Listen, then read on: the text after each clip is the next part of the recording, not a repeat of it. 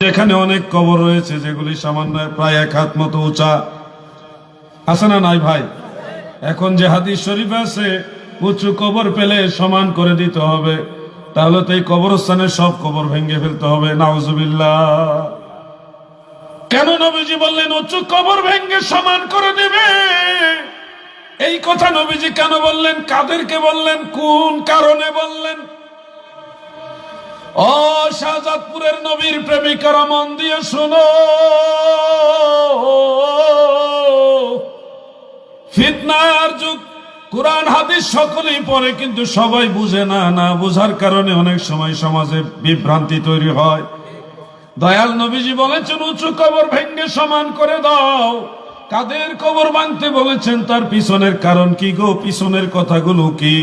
সহিহ বুখারীর মধ্যে উল্লেখ, দয়াল নবীর সাহাবী হযরত আনাস ইবনে মালিক রাদিয়াল্লাহু তাআলা আনহু বলেন, যেখানে মসজিদে নববী শরীফ তৈরি হয়েছে, রওজা মুবারক যেখানে, এই রওজা মুবারকের সাথে মসজিদে নববী শরীফ আছে না নাই? সেখানে 1 রাকাত নামাজ পড়লে প্রত্যেক রাকাতে রাকাতে 50,000 রাকাতের সমান সওয়াব হয়। এমন দামি মসজিদ হলো মসজিদে নববী শরীফ। সেই মসজিদে নববী শরীফ যখন ছিল না, তখন ওইখানে ইহুদিদের মুশরিকদের উঁচা উঁচা কবর ছিল, আর খেজুর গাছ ছিল, কিছু সামান্য উঁচু টিলাও ছিল। যেহেতু সর্বসম্মতিক্রমে দয়াল নবীজি সিদ্ধান্ত নিলেন এখানে মসজিদ বানাবেন, মসজিদে নববী শরীফ এখানে হবে, তখন নবীজি বললেন এই উঁচু কবরগুলি ভেঙ্গে সমান করে দাও, খেজুর গাছগুলি কেটে দাও, উঁচু টিলাগুলিও সমান করে দাও। এই হলো বুখারী শরীফের হাদিস। তাহলে উঁচু কবর ভেঙ্গে সমান করে দাও, এর পিছনের কথা হলো সব কবর ভাঙতে নবীজি বলে নাই গো। কারণ সাহাবীদের কবরগুলো ছিল সামান্য উঁচু, যেমন এইখানে কবরগুলি উঁচু, নবীজির সাহাবীদের কবরগুলি এরকম উঁচু। এই ধরনের সব কবর নবীজি ভাঙতে বলেন নাই, ভাঙতে বলেছেন ইহুদি নাসারাদের উঁচু কবর। সেই উঁচু কবর ইহুদি নাসারা মুশরিকদের উঁচু কবর ভাঙ্গার হাদিস মাজার ভাঙ্গার বিরুদ্ধে নিয়ে লাগাইছে এক শ্রেণীর জাহেলেরা। ঠিক কিনা বলে? কোন জায়গার হাদিস নিয়ে কই লাগাইছে? সে আল্লাহর ওলিরা এই দেশে না আসলে আমরা মুসলমানই হইতে পারতাম না। আর তাদের কবরগুলি ভেঙ্গে সমান করে দিতে চাচ্ছে। কিসের ইসলাম এটা? সব ইসলাম ইসলাম না। কুকুরের গায়ে যদি কেউ লিখে দেয় ইসলামী কুত্তা, এটা ইসলামী কুত্তা হবে না? আমাদের দেশে সুদকে হালাল বানাইবার বহু মাস্টার আছে, সুদ হালাল বানাইতেছে, এটা ইসলামী শরিয়া ভিত্তিক ইন্স্যুরেন্স, ইন্স্যুরেন্স রে হালাল বানাইতেছে। কোথায় যাব? বেশি বললে সমস্যা। হালাল হারামের কোনো ভেদ বিচার নাই, চলছে আর কি। মৌলবী গোষ্ঠী কার করে খাইতেছে, কি হারাম খুর না হালাল খুর, ওটা পর্যন্ত যাচাই করে না। আল্লাহর ওলিদের মাজার ভাঙ্গা ধর্মস করে দিতে চায়। আল্লাহর ওলিদের মাজার আছে, থাকবে। নবী রাসূলদের মাজার আছে। আমার জীবনে বহু নবী রাসূলের মাজার জিয়ারত করেছি, বহু সাহাবীর মাজার জিয়ারত করেছি, বহু আউলিয়ার মাজার জিয়ারত করেছি। এই আগামী জানুয়ারি মাসের প্রথম সপ্তাহে আমি গাউসে পাকের দরবারে বাগদাদ শরীফে যাব ইনশাআল্লাহ। জীবনে বহু নবী রাসূল, সাহাবায়ে কেরাম, আউলিয়ায়ে কেরামের মাজার জিয়ারত করেছি। সারা পৃথিবীতে নবীদের মাজার আছে, সাহাবীদের মাজার আছে, রাসূলদের মাজার আছে, আউলিয়াদের মাজার আছে। মাজার নাই নমরুদের, মাজার নাই ফেরাউনের, মাজার নাই ইয়াজিদের, মাজার নাই আবু জাহেলের। ঠিক কিনা বলেন?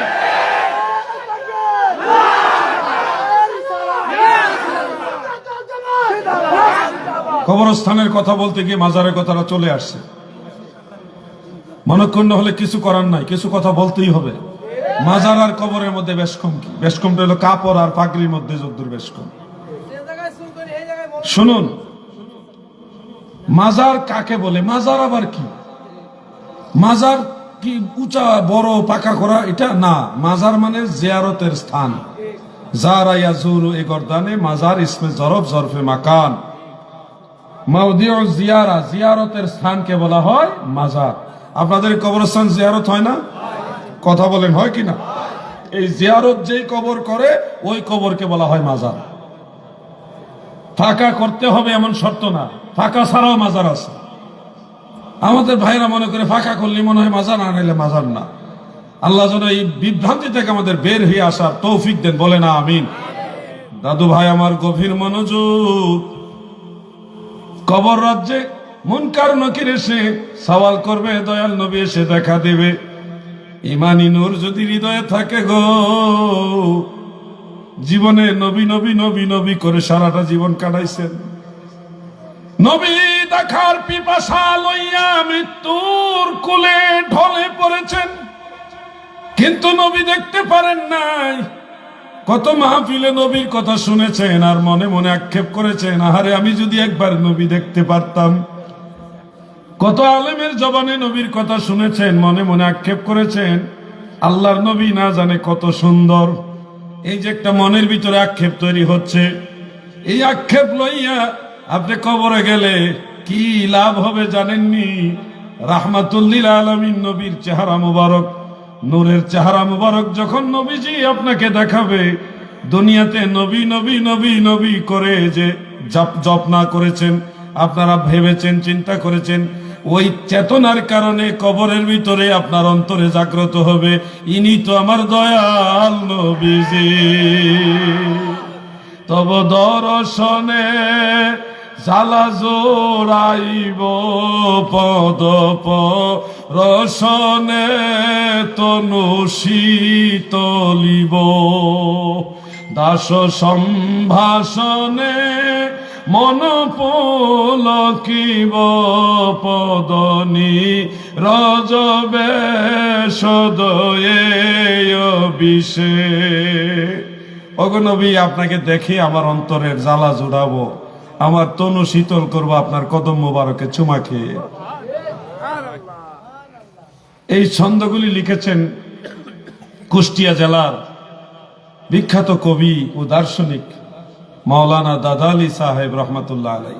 ওনার বাড়ি মিরপুর থানা, কুষ্টিয়া জেলা মিরপুর থানা। তিনার থেকে শিখেছেন খাজা এনায়েতপুরী, তিনার থেকে আরো খাজা ফরিদপুরী সহ অনেক আউলিয়ারা শিখেছেন, আমিও শিখেছি। তো আপনারা যারা এই ভালো ভালো ছন্দগুলি বলবেন, প্রেম নিয়ে বলবেন, দেখবেন হৃদয়ের ভিতরে নবীর মহব্বত বাড়বে। রসুল পাকের মহব্বত বাড়লে আপনার লাভ, এখানে আসল লাভ। লাভের জায়গায় হলো মদিনা মুনাওয়ারা, লাভের জায়গায় হলো মদিনাওয়ালা। আমরা নবীজির সাথে সম্পর্ক বাড়াইতে চাই, চাই কিনা বলেন? নবীজি দুনিয়াতে শুভাগমন করার আগে, বহু আগে, আমার নবীর প্রতি অন্য অন্য লোকেরা ঈমান আনছে। একজন বাদশাহ ছিল ইয়ামান দেশে, আরাম করে বল হেলান দেন, এই যে শরীরটা কষ্ট। আল বেদায়া ওয়ান নেহায়ার মধ্যে উল্লেখ, দয়াল নবীজি দুনিয়াতে শুভাগমন করার 800 বছর আগে, মানে 800 বছর পূর্বে, একজন বাদশাহ ছিল ইয়ামান দেশে, ওনার নাম ছিল বাদশাহ তিব্বে হামিরি। উনি একটা বড় গির্জা মতো একটা ভবন বানাইলেন। উদ্দেশ্য হলো মানুষ কাবা ঘরের কাছে কেন যায়, আমার এখানে আসো।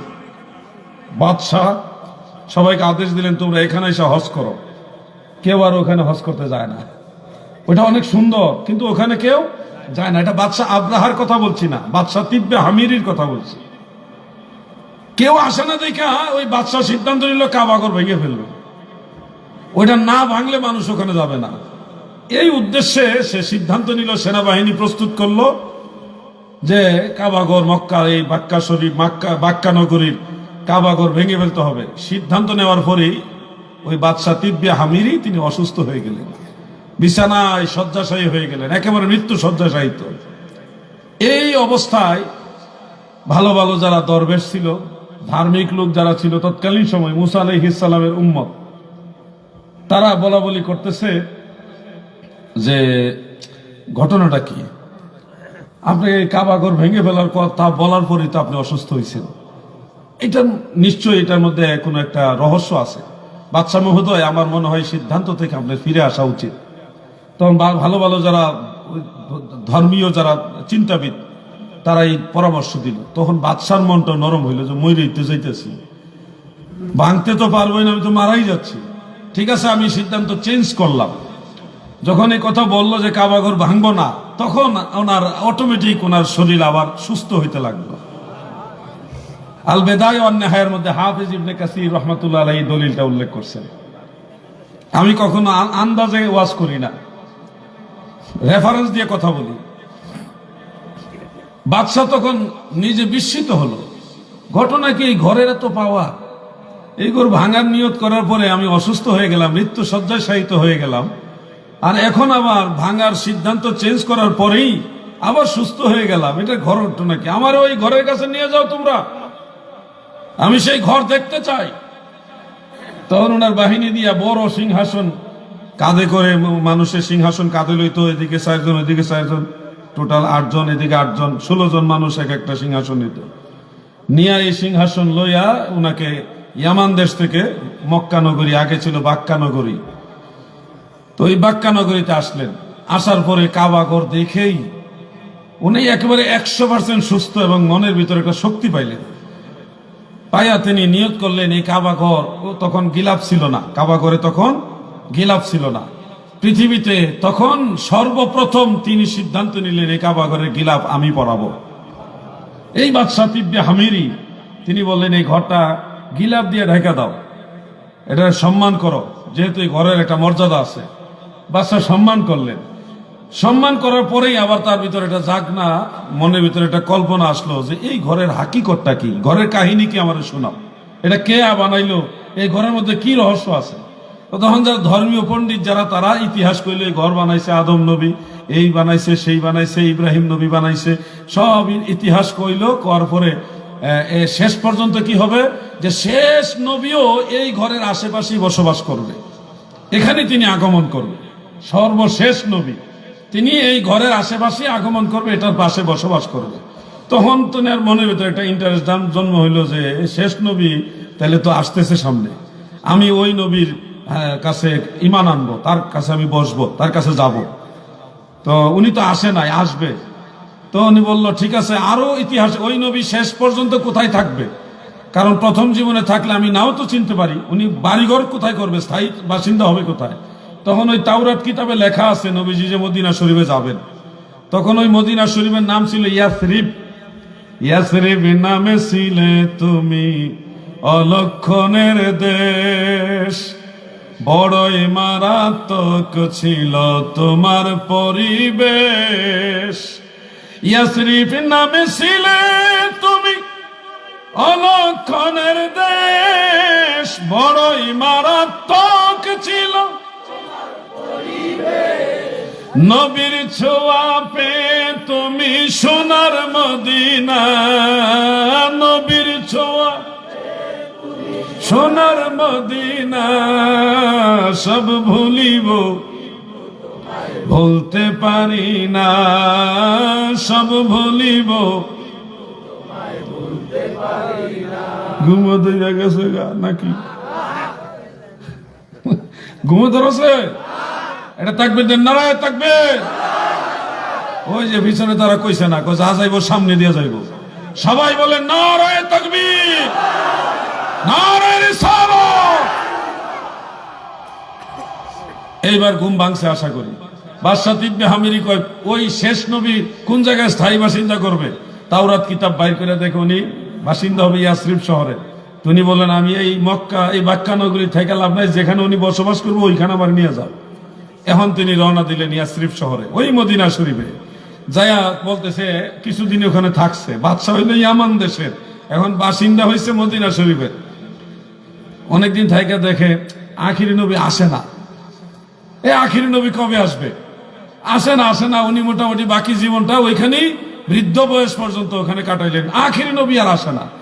এক পর্যায়ে তিনি হতাশ হয়ে বলেন আরে আমি জীবদ্দশায় মনে ওনার সাক্ষাৎ পাবো না, আমার কাছে ভালো চামড়ার একটা কাগজ নিয়ে আসো, মানে চামড়ার মধ্যে আগে মানুষ লিখতো, নিয়ে আসো চামড়া। সেই চামড়ার মধ্যে চিঠি লিখলো, সালাম দিল আখিরি নবীর প্রতি, দিয়ে বললাম আমি বাদশাহ তিব্বে হামিরি, আপনার কথা শুনেছি, ওগো আল্লাহর নবী, আমি আপনার প্রতি ঈমান আনলাম, আমি আপনার অপেক্ষায় ইয়াসরিব শহরে দীর্ঘদিন ছিলাম, কিন্তু আপনার দেখা পেলাম না, সাক্ষাৎ পেলাম না। জীবনের এই শেষ সময় আপনার কাছে আমার পত্র, আপনি যখনই দুনিয়াতে আসবেন আপনার উম্মতের কাতারে আমার নামটাও রাখবেন। চিঠি লিখলেন তিনি। চিঠি লিখে তিনি ওসিয়ত করলেন, আমার বংশ পরম্পরায় এই চিঠি আখিরি পয়গম্বর যখন আসবে তিনার কাছে পৌঁছে দিবা। দয়াল নবী রাসূল পাক সাল্লাল্লাহু আলাইহি ওয়াসাল্লাম যখন হিজরত করে মক্কা শরীফ থেকে মদিনা শরীফ যায়, মদিনা শরীফে যাওয়ার পরে মদিনার সবাই বলতেছে, ইয়া রাসূলুল্লাহ, আপনি আমার ঘরে আসেন, আমার ঘরে থাকেন। সবাই বলতেছে যে আমার ঘরে থাকেন। একজন নবী সবার ঘরে একই সাথে মেহমান কেমনে হবে? বিষয়টা জিসমানি ভাবে একটু কেমন। তখন নবীজি বললেন, আমার যে কাসওয়া নামক উট আছে আমি ছেড়ে দিচ্ছি, এই উট যার ঘরের দুয়ারে গিয়ে বসবে আমি তার ঘরের মেহমান হব। তখন উট ছেড়ে দিল। উট গিয়ে হযরত আবু আইয়ুব আনসারী রাদিয়াল্লাহু আনহুর ঘরের দুয়ারে গিয়ে বসছিলেন। আবু আইয়ুব আনসারীর ঘরটা কোন জায়গায় হাজী সাহেবরা জানেননি? যারা মদিনা শরীফ গেছেন, হযরত আবু আইয়ুব আনসারী রাদিয়াল্লাহু আনহুর ঘর কোন জায়গায়? মাশাআল্লাহ, এটা আমার ভাই বলছে কুবায়, মসজিদে কুবায়। মসজিদে কুবার কোন জায়গায়? এটা তো অনেক বড় মসজিদ। যখন যদি কখনো যান আপনারা, আমি বলে দেই, মসজিদে কুবার মেহরাব যে জায়গাটা যেখানে ইমাম সাহেব দাঁড়ায়, এর একটু পিছনে দেখবেন উপরের দিকে একটা বড় গম্বুজ আছে, বিশাল বড় একটা গম্বুজ। ওই গম্বুজের মধ্যে দুইটা ছিদ্র আছে দেখবেন। ছিদ্রটা গম্বুজের এক মাথায় একটা, আরেক মাথায় আরেকটা। এই গম্বুজ বরাবর যে নিচের জায়গাটা, এই জায়গাটা ছিল আবু আইয়ুব আনসারী রাদিয়াল্লাহু আনহুর ঘরের দরজা। সুবহানাল্লাহ। ওইখানে যাইয়া ওর যখন বসে গেল, আবু আইয়ুব আনসারীর ঘরের দুয়ারে নবীজি গিয়ে বলেন, আবু আইয়ুব আনসারী রে, আমার বাদশা তিব্বে হামিরের চিঠিটা আমাকে দাও। নবীজি সে চিঠি নিলেন।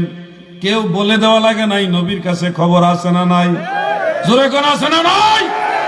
আজকের মাহফিলে যারা এসেছেন, আপনাদের প্রত্যেকের নাম, প্রত্যেকের পিতার নাম, দাদার নাম, বাড়ি কোন গ্রামে, বায়োডাটা, টোটাল ঠিকানা সহ রাহমাতুল লিল আলামিন নবীর কাছে জমা আছে। আমার নবীজি এই ঠিকানাগুলি দেখবে, এই পরিচয়গুলি দেখে হাসর ময়দানে আল্লাহর কাছে সাক্ষী দিবে, আল্লাহ আমি আপনার হাবিব, আমি আপনার বন্ধু, আপনার কাছে সুপারিশ করতেছি এবং সাক্ষী দিতেছি অমুক ব্যক্তি বাড়াবিল মাহফিলে গিয়েছিল, আমি রাসূল সাক্ষী দিলাম। আল্লাহর হাবিবের সাক্ষী আমার আল্লাহর দরবারে মঞ্জুর হবে। আমার আল্লাহ নবীর সাথে আপনাকে সেদিন মাফ করে জান্নাতে দিয়ে দিবে। এই জন্য আমার ভাইরা, নবীজির সাথে ভালো সম্পর্ক করতে হবে। নবী নবী নবী নবী করা এটাই তো কাজ। নবীজির সাথে সুসম্পর্ক রাখা এটাই মুমিনের কাজ। আর যারা নবীর কথা শুনলে চেহারা মলিন করে ফেলে, চেহারা কালো করে, এগুলি টাটকা মুনাফিক। একটা ওয়াজ আমার মনে পড়ছে, আমি মাঝখানে বলে ফেলি। কিছুদিন আগে আমরা শুনেছি যে জনৈক বক্তা তিনি দাবি করেছেন যে নবীজির স্ত্রী হযরতে খাদিজাতুল কুবরা রাদিয়াল্লাহু তাআলা আনহা তিনি জীবনে এক ওয়াক্ত নামাজও পড়েন নাই। এই কথাটা শুনলেই তো খারাপ লাগে, কারণ খাদিজাতুল কুবরা তিনি আমাদের মা। তিনি আমাদের কি বলেন না? আমাদের কি মা। তিনি সমস্ত মুমিনদের মা। অন্য যারা স্ত্রী ছিলেন দয়াল নবীজির, সব স্ত্রীর চেয়ে আম্মা জান খাদিজাতুল কুবরার মর্যাদা সবার শীর্ষে।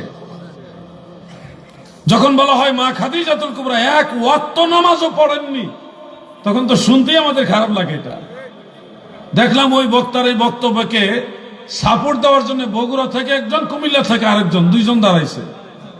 দাঁড়াই বলতেছে ওনার কথা ঠিক, কারণ মা খাদিজাতুল কুবরা মেরাজের আগে ইন্তেকাল হয়ে গেছেন, আর 5 ওয়াক্ত নামাজ আসছে মেরাজের সময়। অতএব মেরাজের সময় নামাজ আসার এই ঘটনা দ্বারা বোঝা যাচ্ছে এর আগেই তো তিনি ইন্তেকাল হয়ে গেছে, তাহলে নামাজ পড়বে কিভাবে? পাবলিক ঠিকই তো, নামাজ ফরজ হওয়ার আগেই তো উনি ইন্তেকাল হয়ে গেছে, তাহলে নামাজ পড়বে কিভাবে? এটা বেঠিক কর কায়দা আছে। আপনারা তো ঠিক কইবেন, কিন্তু শুনেন, এই বক্তা হইলে 1 নম্বর জাহেল, আর বাকি যেগুলি আছে 2 নম্বর 3 নম্বর জাহেল। এটি লেখাপড়া করে না, এগুলো বাংলা বই পড়ে বাস করে অথবা নকল করে বাস করছে। আমি যা বলি ক্লিয়ার কথা বলি। লেখাপড়া ঝামেলা আছে, আর ঠিক অরিজিনাল কিতাব পড়ে নাই। আপনারা মনে রাখবেন, 5 ওয়াক্ত নামাজ ফরজ হওয়ার পূর্বেও আমার নবীজি সাহাবীদের নিয়ে 2 ওয়াক্ত নামাজ পড়তেন। সকালবেলা 1 ওয়াক্ত, সন্ধ্যাবেলায় আরেক ওয়াক্ত 2 ওয়াক্ত নামাজ নবীজি আগে পড়তেন সাহাবীদের নিয়ে। বলবেন কোন কিতাবে আছে? কোন কিতাবে আছে হুজুর? কিতাবের নাম মনে রাখবেন, তাবাকাতুল কুবরা, ইমাম মুহাম্মদ ইবনে সাদ রাহমাতুল্লাহ আলাইহির লেখা। বেশি দিন আগের না, 1200 বছরের আগের কিতাব। বেশি দিন হয়েছে নি দাদু? অনেক দিন। ওই সময় ছোট আছিলেন আপনারা নাকি? 1200 বছরের আগের কিতাব। হ্যাঁ, 1200 বছরের আগের কিতাব। সেটার মধ্যে উল্লেখ। দ্বিতীয় আরেকটা কিতাব মুসনাদু আহমদ, এটা বেশি বড় কিতাব না, 52 খণ্ড। মনে করেন এই যে 2টা হাত লম্বা করলাম না, বেয়াদবি নেবেন না, এই যে 2টা হাত লম্বা করলাম না, ওই মাথা থেকে এই মাথা যদ্দূর, এর চেয়ে আরো বড় ওই কিতাবটা। আপনারা আমার কথা যদি সন্দেহ মনে করেন, এলাকায় যারা বড় আলেম আছে, মুহাক্কিক আলেম, তাদের জিজ্ঞাসা করবেন। অথবা আপনারা মোবাইলে ঢুকেন না, গুগলের মধ্যে গিয়ে লেখেন মুসনাদু আহমদ, লেখে আপনি ইমেজে যান, ইমেজে গেলে দেখবেন এই কিতাব কত বড় কিতাব। 2 হাতে বের আসে না, এত বড় কিতাব মুসনাদু আহমদ। সেই কিতাবের মধ্যে হাদিসটা উল্লেখ, মুআজামুল কবির লিতাবারানির মধ্যে উল্লেখ, মাজমাউজ জাওয়াইদের মধ্যে উল্লেখ, অন্যান্য কিতাবের মধ্যে আছে। কানা রাসূলুল্লাহ সাল্লাল্লাহু আলাইহি ওয়াসাল্লাম ইউসাল্লি ওয়া তুসাল্লি মাআহু খাদিজাতুল কুবরা। সুবহানাল্লাহ। আমার দয়াল নবীজি নামাজ যখন আদায় করতেন, আল্লাহর নবীর সাথে নবীজির স্ত্রী মা খাদিজাতুল কুবরাও নামাজ আদায় করতেন। অতএব যেই বক্তা বলেছে মা খাদিজা 1 ওয়াক্ত নামাজও পড়ে নাই, এই বক্তা আসলে আলেম নাই, গুলি ভেজাল মৌলবী। সবার ওয়াজ শোনা যাবে না, শুনলেও সবার ওয়াজ গ্রহণ করা যাবে না। স্টাডি করে কথা বলতে হবে, পর্যাপ্ত স্টাডি ছাড়া কথা বলা যাবে না। আমার দয়াল নবীজির সাথে সর্বপ্রথম যিনি নামাজ পড়েছেন তিনি আমাদের মা খাদিজাতুল কুবরা। এরপরে যিনি সর্বপ্রথম নবীজির সাথে নামাজ পড়েছেন তিনি শেরে খোদা মাওলা আলী রাদিয়াল্লাহু আনহু। এরপরে যিনি সর্বপ্রথম নবীজির সাথে নামাজ পড়েছেন তিনি হযরতে জাফর ইবনে আবি তালিব রাদিয়াল্লাহু আনহু, নবীজির চাচাতো ভাই। অতএব যারা বলে মা খাদিজা 1 ওয়াক্ত নামাজ পড়েনি, এরা আলেম হতে পারে না। জাতীয় পর্যায়ের তওবা করা উচিত। কতবার একটা মিথ্যা তহমত দিয়েছে। ভালো আলেমদের জিজ্ঞাসা করলে তো পারত। ওয়াজ করার আগে তো ওয়াজটা শিখতে হবে আগে। এখন আমি যদি এসে ওয়াজ করি কবর জিয়ারত করা যাবে না, তাহলে কি হবে? এটা আমার শিখতে হবে না ওয়াজ আসলে জিয়ারত করা যাবে কি যাবে না। আপনাদের এই রাজশাহী বিভাগে, রাজশাহী বিভাগ নিটা, রাজশাহী বিভাগে অনেক বক্তা মনে করে কবরস্থানে গিয়ে সম্মিলিত দোয়া করা যায় না, এরকম মনে করে না ভাই? কি যে একটা আজব দুনিয়ায় পড়লাম। তারা যে বলে যায় না, এটার কোনো দলিল না। এটার দলিল হলো কিতাবুল আন্দাজ। তার কোনো কোরআন হাদিস লাগে না, সে বিদআত কইলি হয়ে যায়। অনেক জিনিস আছে বিদআত, কিন্তু আমরা আমল করি, সবাই আমল করে, কেউ এটার বিরুদ্ধে না। সারা পৃথিবীর মুসলমানরা এই বিদআতের উপর আমল করে। আমি কি 2-1টা বিদআতের কথা বলবো আপনাদেরকে? আপনাদের এলাকায় মসজিদের মধ্যে কাতার সোজা করার দাগ আসেনি? যুবক বেড়া কথা বলেন, আছে? আপনারা কি জানেন কাতার সোজা করার দাগ এটা বেদাত?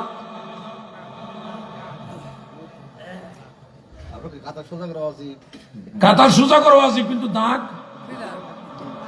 দাগ তো নবীজির জামানায় ছিল না, সাহাবীদের জামানায়ও ছিল না, তাবেঈদের জামানায় ছিল না। দাগ পরে আবিষ্কার হয়েছে।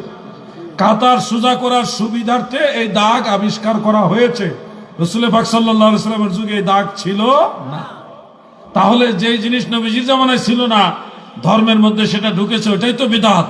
এই যুক্তি দিয়ে এখন মসজিদের কাতার সোজা করার দাগ কি করবেন? অথচ হারাম শরীফ মক্কা শরীফও কাতার সোজা করার দাগ আছে, কি আছে না? হাজী সাহেবের কথা কয় না, বুঝলাম না। মদিনার মসজিদে নববী শরীফে কাতার সোজা করার দাগ আছে। মসজিদুল আকসায় জেরুজালেমে ফিলিস্তিনে, ওখানেও আমি দেখে আসছি, 2 বার গেছি আমি ওখানে, সেখানেও কাতার সোজা করার দাগ আছে। এখন এই কাতার সোজা করার দাগ যে বিদআত কেউ বলে না, খালি বলে মিলাদ পড়া বিদআত। পাইছে? শুনুন আমার ভাইরা, কাতার সোজা করা বিদআত, কাতারের দাগ বিদআত হলো এটা বিদআতে মাহমুদা। এটা প্রশংসিত বিদাত, এটা প্রয়োজনীয় বিদাত। এই ধরনের বিদাত নাজায়েজ নয়, এই ধরনের বিদাত হলো সওয়াবের কাজ। মারহাবা বলেন। ফতোয়া শামির মধ্যে লেখা আছে এটা বিদাতে মাহমুদা। ফতোয়া শামি পড়তে হবে তো, আরবি কিতাব পড়ে না তো। এখনকার বেশিরভাগ বক্তা জুম্মার খুতবা দেওয়ার আগে বাংলা বই পড়ে যায়, গিয়ে ওয়াজ করে, আরবি কিতাব পড়ে না, যার কারণে পেস্ট লেগে যায়। আমি আরেকটা বিদাতের কথা আপনাদের বলতে চাই, বলবো। আপনাদের এলাকায় মসজিদের দান বাক্স আসেনি? এবার ঘুরার ধরছি। মসজিদ মাদ্রাসার দান বাক্স বিদাত। দয়াল নবীজির জামানায় দান করার সিস্টেম ছিল, কিন্তু দান বাক্সের সিস্টেম ছিল না। এখন দাদু যে জিনিস নবীর জামানায় ছিল না, ওটাই যদি বেদাত হয়, তাহলে দান বাক্স কি করবেন? আপনারা কি জানেন ইমাম সাহেবের মাসে মাসে বেতন দেওয়া বেদাত? জানেননি না? এটাও জানেন না? গোড়ায় হাত দিতে হবে।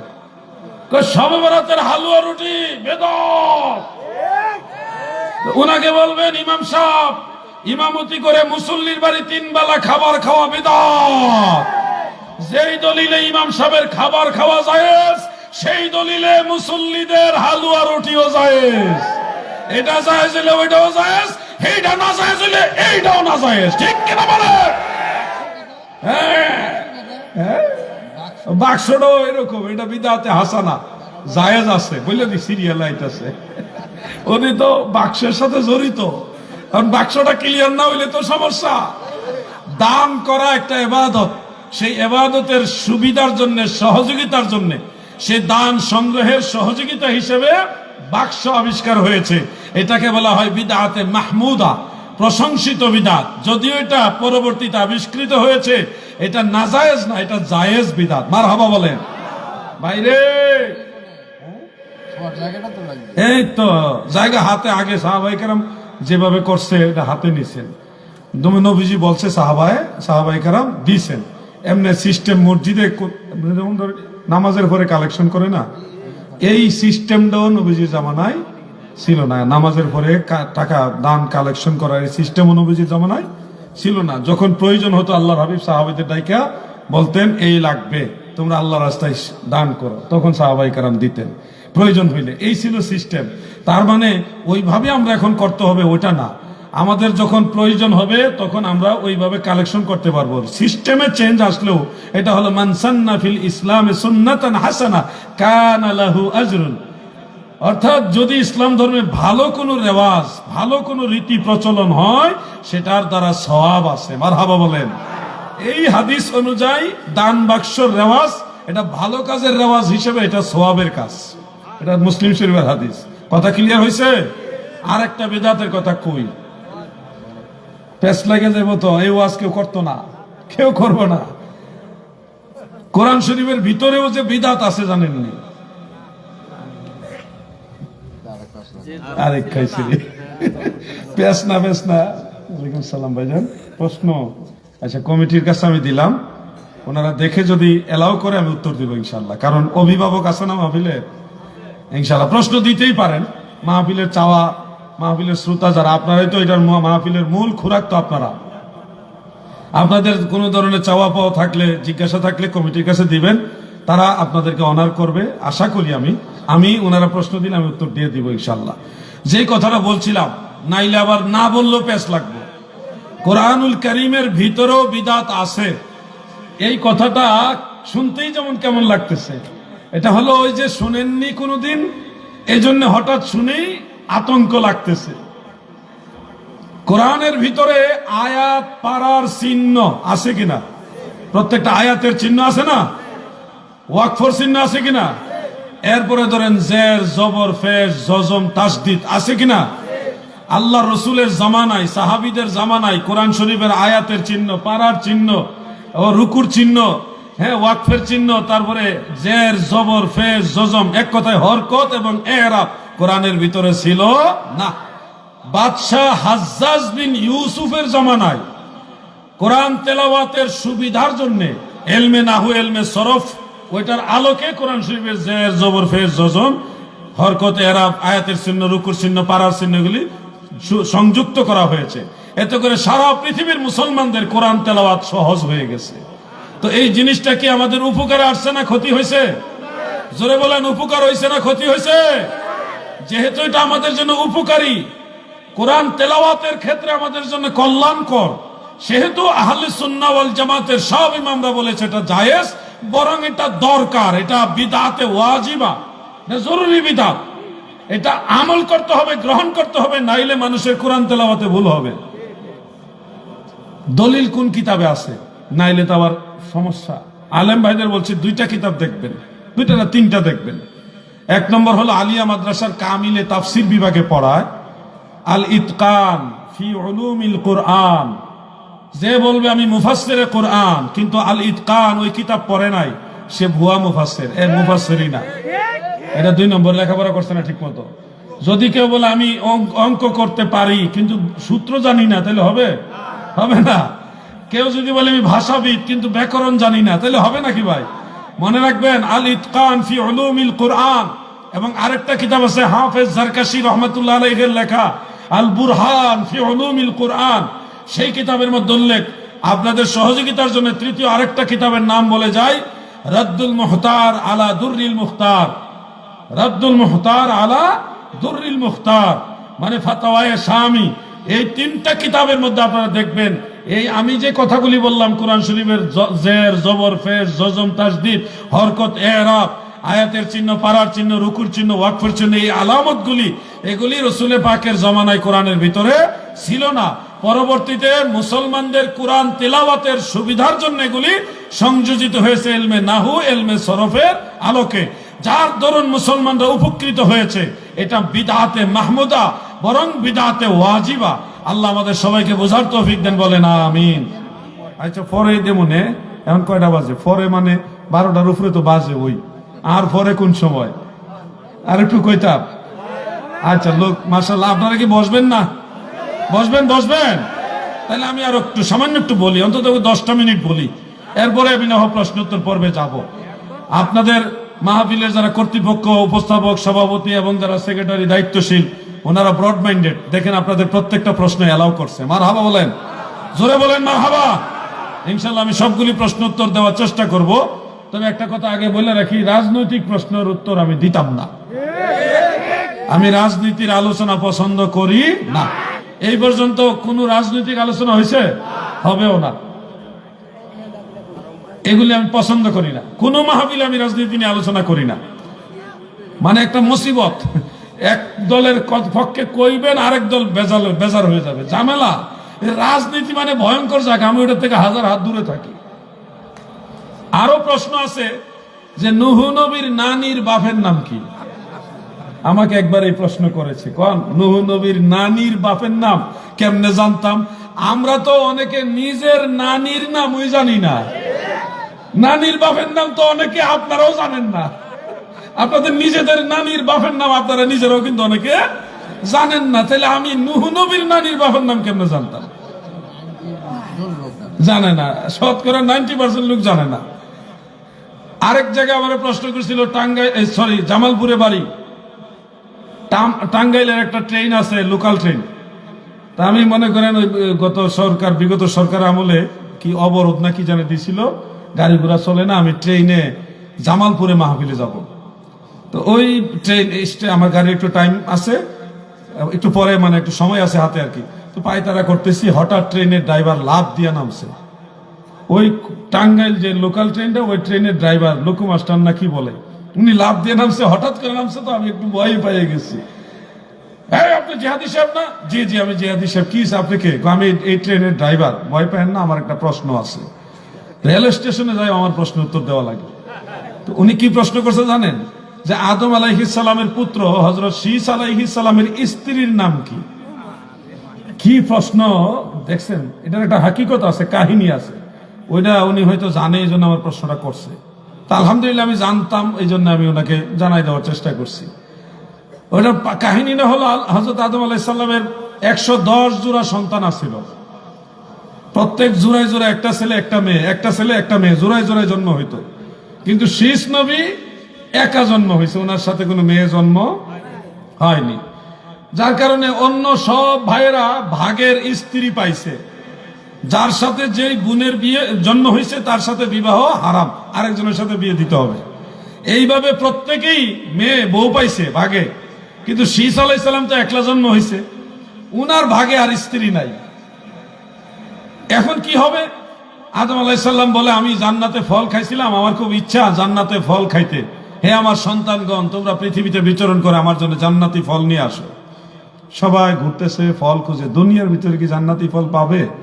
ঘুরতেছে ঘুরতেছে, শুধু হযরত শীস পয়গম্বর আলাইহিস সালাম তিনি হযরত আদম আলাইহিস সালামের কাছে বসে আছেন, সেবা যত্ন করতেছেন।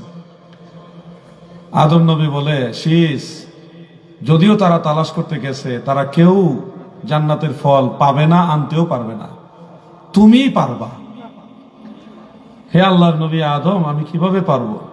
যে আমার পরে তুমি তো নবী, তুমি জাবালে কাসিউনের চূড়ায় উঠে দোয়া করো, তোমার দোয়া কবুল হবে, নবীদের দোয়া কবুল হয়। তুমি পাহাড়ের উপরে দোয়া করো, ওই দোয়া কবুল হবে। তো তিনি গেলেন, সিরিয়ার রাজধানী দামেস্কের পাশে হলো জাবালে কাসিউন। আমি পাহাড়ে গেছি, ওই পাহাড়ের উপরে হযরত হাবিল আলাইহিস সালামের মাজার, আদম আলাইহিস সালামের পুত্র, যাকে হত্যা করা হয়েছিল। আমি ওনার জিয়ারত করে আসছি দামেস্কে।